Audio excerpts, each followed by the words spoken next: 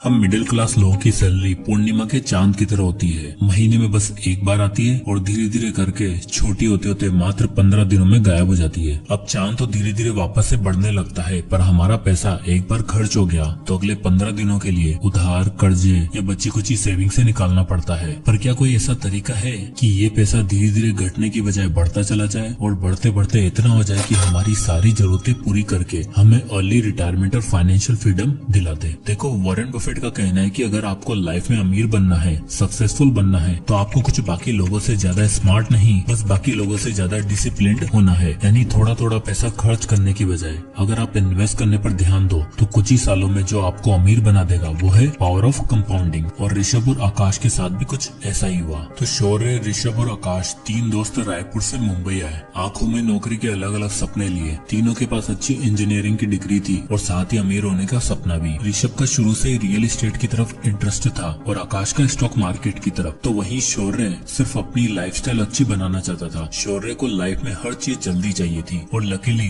तीनों में सबसे पहले नौकरी लगी भी तो शौर्य की। महीने की 30,000 तनख्वाह पे मुंबई में शौर्य ने सारे सपने पूरे करने का डिसीजन बना लिया। मुंबई का पार्टी कल्चर, लिविंग एक्सपेंसेस, खाना पीना और अलग अलग डेस्टिनेशन शौर्य को भी भाग गए और वो हर महीने ये सारी चीजें जरूर एक्सप्लोर करता। 23 साल का शौर्य अब ज्यादा समझदार और इंडिपेंडेंट हो चुका था। उसे फैमिली तो चलानी नहीं थी, बस अपना करियर बनाना था। इसलिए उसने ऋषभ और आकाश से अलग रहने का डिसीजन लिया, जहां उसके बाकी ऑफिस कलीग भी रहते थे। आए तो तीनों साथ थे, पर शौर्य अब अपने ऑफिस के पास वाली सोसाइटी में एक अपार्टमेंट में रहने लग गया था, जहां का रेंट था 10 से 12 हजार रूपए और ये जगह उसके ऑफिस से नजदीक भी थी। वहीं आकाश और ऋषभ ओल्ड पनवेल में रहते थे, जहाँ रेंट और प्रॉपर्टीज काफी सस्ते और अपॉर्चुनिटी ज्यादा। अब ऋषभ को शुरू से रियल एस्टेट में इंटरेस्ट था और जब वो पनवेल शिफ्ट हुआ तो शुरू के 3-4 महीने उसके पास नौकरी नहीं थी। वो अपने पिताजी से पैसे मंगवाकर अपना खर्चा चलाता। अब ऋषभ सिर्फ नौकरी नहीं ढूंढ रहा था, वो पनवेल में और नवी मुंबई में रियल एस्टेट प्रॉपर्टी पर स्टडी कर रहा था। 2009 में 23 साल का ऋषभ 10 रुपए की चाय और वड़ा पाव पर गुजरा करके इतनी इन्फॉर्मेशन हासिल कर चुका था कि बस उसे एक बड़ी न्यूज और एक बड़े अमाउंट की जरूरत थी। ऋषभ को पता चला कि नई मुंबई अगले 10-15 सालों में खूब डेवलप होने वाली है। यहाँ मेट्रो आने वाली है और ये ओल्ड पनवेल भी नवी मुंबई के डेवलपिंग हिस्सों में आने वाला है। तो ऋषभ ने एक रियल एस्टेट कंपनी में नौकरी पकड़ी, जहां उसकी तनख्वाह बहुत कम थी, मात्र 15,000 रूपए, पर इन्फॉर्मेशन का भंडार था। सडनली ऋषभ को पनवेल में एक ऐसी प्रॉपर्टी मिल गई जहां कंस्ट्रक्शन शुरू होने वाला था और वहां लैंड अलॉट हो रहे थे। ऋषभ ने अपने पापा को फोन करके 15 लाख रुपए इस प्रॉपर्टी में इन्वेस्ट करने के लिए कहा और ये वादा किया कि 10 साल के अंदर अंदर यहाँ डेवलपमेंट होने वाला है और हम इसी 3-4 प्रॉपर्टी खरीद के पूरी तरीके से फाइनेंशियली फ्री हो जाएंगे। अब एक इंडियन फादर कहाँ मानने वाले थे, पर कैसे भी करके ऋषभ ने उन्हें कन्विंस किया और 15 लाख रुपए डलवा लिए। साल 2011 में वो प्रॉपर्टी बनकर तैयार हो गई। उसके साथ ही वहाँ शॉपिंग कॉम्प्लेक्स, हॉस्पिटल, स्कूल बना। ऋषभ ने वो प्रॉपर्टी रेंट पर डाली और 2% का रेंटल यील्ड निकाला। अब ऋषभ की प्रॉपर्टी का दाम बढ़ते जा रहा था और शुरुआती 5 सालों में उसकी प्रॉपर्टी ने रंग दिखाना शुरू कर दिया और 5 साल में उसकी प्रॉपर्टी की वैल्यू 30,17,000 हो चुकी थी और उसे मंथली 60,000 रूपए रेंट आने लग गया था। साथ ही उसकी जॉब भी अच्छी होती जा रही थी। ये दिखाता है कि ऋषभ ने पैसा कमाने से भी पहले उसको ऐसी जगह इन्वेस्ट करने के बारे में सोचा जहाँ उसको फ्यूचर में इनकम आती रहे। वहीं दूसरी तरफ शौर्य 2011 में 25 साल का हो चुका था और अब उसकी लाइफ पूरी तरीके से चेंज हो चुकी थी। उसे मुंबई की फ्लैशी कल्चर की आदत लग चुकी थी और अब वो लाइफ के बड़े बड़े परचेज बिना कुछ सोचे समझे करने लग गया था। 50,000 सैलरी होने के बाद और 3 साल नौकरी करने के बाद शौर्य हर वो काम करने लग गया था जो उसके कलीग किया करते। उसके दोस्तों ने गाड़ी खरीदी तो शौर्य का भी मन हुआ कि अपनी गाड़ी ली जाए। भाई साहब शोरूम में जाते हैं और इन्हें पसंद आती है 6 लाख रुपए की सीडेन गाड़ी। अब 6 लाख रुपए एक साथ तो नहीं थे, तो बनवा ली EMI। और अब आप यहाँ देख ही सकते हो कि रेंट के साथ साथ शौर्य का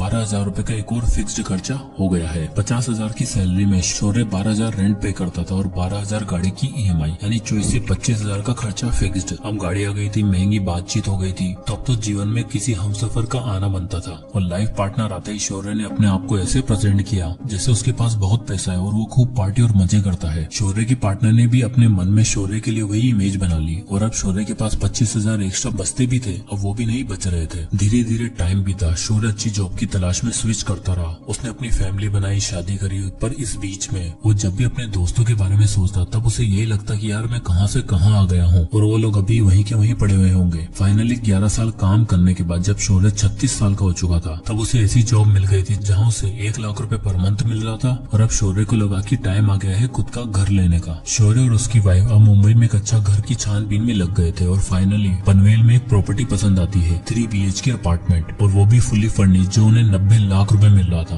अब 1 लाख की सैलरी वाला आदमी, चलो दोनों मियाँ बीवी की कंबाइंड इनकम 2 लाख भी मान लो, तो 90 लाख तो एक साथ अफोर्ड कर नहीं सकते थे। इसलिए उन्होंने 20 लाख की सेविंग से डाउन पेमेंट करी और बचे 70 लाख की EMI बनवा ली। अब आप यहाँ देख ही सकते हो कि लगभग 58,000 पर मंथ की EMI पे उन्होंने फाइनली अपना ड्रीम हाउस ले ही लिया। सारा पेपर वर्क और लोन प्रोसीजर कंप्लीट होने के बाद जब प्रॉपर्टी ओनर का खुलासा हुआ तो शौर्य के होश ही उड़ गए। असल में जिस नवी मुंबई में शौर्य ने प्रॉपर्टी खरीदी थी वो ऋषभ की प्रॉपर्टी थी, एग्जैक्टली वही प्रॉपर्टी जो उसने 2011 में 15 लाख रुपए की खरीदी थी। और अब आप यहाँ देख ही सकते हो कि 11 साल बाद यानी 2022 में जब वो अपनी प्रॉपर्टी बेचने गया तब उसकी वैल्यू 69,78,000 रुपए हो चुकी थी और उसने शौर्य को वही फ्लैट 90 लाख रुपए में बेचा। दरअसल ये परिवर्तन इसलिए हो पाया क्योंकि 2011 में दिखने वाला पनवेल अब 2022 में कुछ ऐसा दिखता था, जहाँ सब कुछ पूरी तरीके से डेवलप्ड हो चुका था। ऋषभ ने जो स्पेकुलेट करके प्रॉपर्टी का दाव खेला था वो बिल्कुल सही बैठा और अपनी नौकरी के साथ और कमाई हुई अर्निंग्स को वापस रियल एस्टेट में इन्वेस्ट करते करते अब उसके पास नवी मुंबई में 4 प्रॉपर्टीज थी, जिसमें से एक खरीदी शौर्य ने। तो जैसे ही शौर्य ने ऋषभ को देखा वो हैरान हो गया और ऋषभ ने उससे मिलने के बाद बताया कि भाई मैंने इन 13 सालों में 4 प्रॉपर्टी खरीद ली है। दरअसल मैं नवी मुंबई में तब इन्वेस्ट किया था जब वो डेवलप हो रही थी और रियल एस्टेट इकलौती ऐसी चीज है जो इन्फ्लेशन के दायरे में इतनी नहीं आती, उल्टा इन्फ्लेशन के साथ साथ रियल एस्टेट भी ग्रो होता है और साथ ही बढ़ती प्रॉपर्टी के रेट्स भी और आसपास होती डेवलपमेंट के साथ रेंट भी इंक्रीज हो जाते हैं, यानी पावर ऑफ कंपाउंडिंग के साथ पावर ऑफ रेंटिंग भी। 36 की एज में ऋषभ के पास इतना पैसा था कि वो आराम से रिटायर हो सकता था और उसका एसेट उसे पैसा कमा कर दे रहा था। वॉरेन बफेट कहते हैं, if you don't find a way to make money while you sleep you will be working till your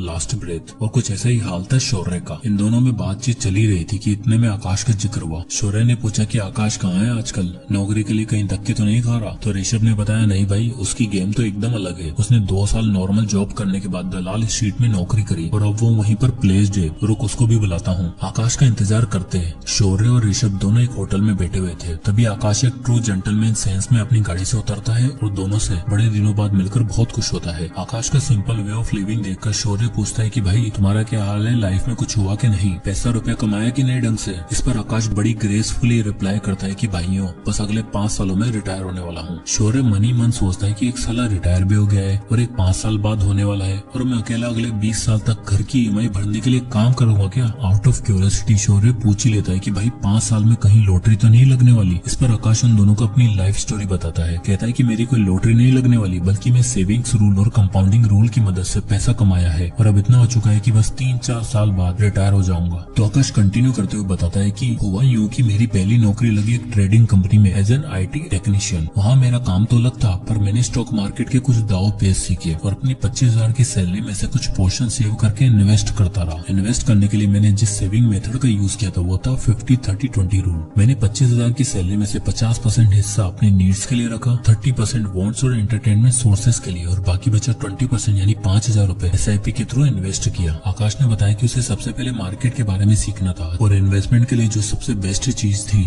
वो था इंडेक्स फंड। इसलिए उसने 5,000 रुपए इंडेक्स फंड में SIP करने का फैसला लिया। इंडिया में निफ्टी 50 इंडेक्स फंड सालाना 10 से 12% का रिटर्न देता है और स्टॉक इस बीच में कैसे परफॉर्म करते हैं आकाश ने अच्छे से सीख लिया था। 5 साल इन्वेस्ट करने के बाद और स्टॉक मार्केट के बारे में सीखने के बाद आकाश को समझ आ चुका था कि अब अगर पैसा कमाना है और अर्ली रिटायरमेंट चाहिए तो अपना बिजनेस बिल्ड करने के साथ साथ इन्वेस्टिंग शुरू करनी होगी। आकाश अब अपनी जॉब के साथ साथ फ्रीलांस फाइनेंशियल असिस्टेंट भी दिया करता था। 28 की उम्र में जहां लोगों को समझ नहीं आता कि UPSC की पढ़ाई करें या नौकरी करें, वहीं आकाश 3 काम करके पैसा कमा रहा था और महीने का 1 से 1.25 लाख रुपए अर्न कर रहा था।